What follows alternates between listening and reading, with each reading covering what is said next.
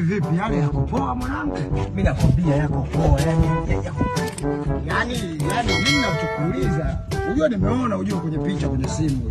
Na ndio maana nimekutumia. Yaani najua kabisa mna ulongolo.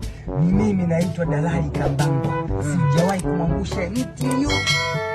Mimi nataka kitu kilichonyooka. Twende huko Dalali Kambango. Mimi nakuamini na ndio maana nimekupa. Ndio maana kama umeniamini ukanipa na hiyo yako. God have mercy upon us. I want problems always.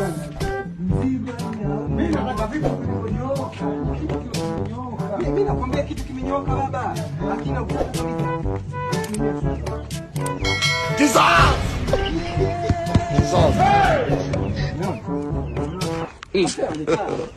God have mercy upon us. Mbona vitu kama hivi? Vitu kama hivi. Wewe mwanangu umechukua.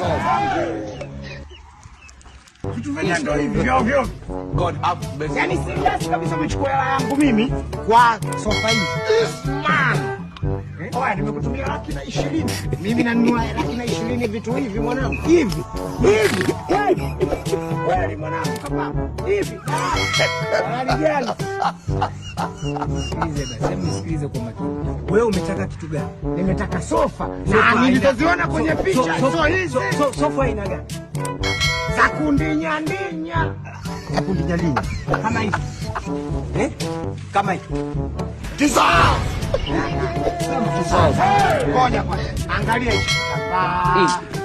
Choka. Angalia. Hivi. Ngoja. Hebu angalia kitu kama hivi. Yaani kwani unaniuzia sofa mimi stahili? Unataka sofa aina gani? Si used? Hata kama used iwe second hand sio stahili.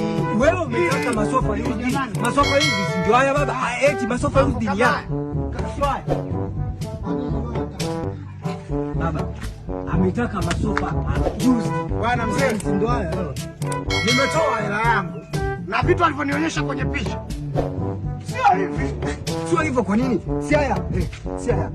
Sio haya. Mimi nakwambia si haya hapa. Wewe nazo kuonyesha. Haya. Kwani yalo tofauti gani? Hivi. Si haya. Hivi. Haya.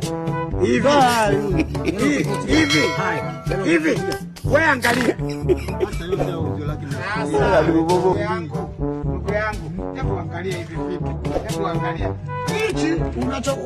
Hichi unachoniambia ndio hichi kinachoonekana. Hebu angalia.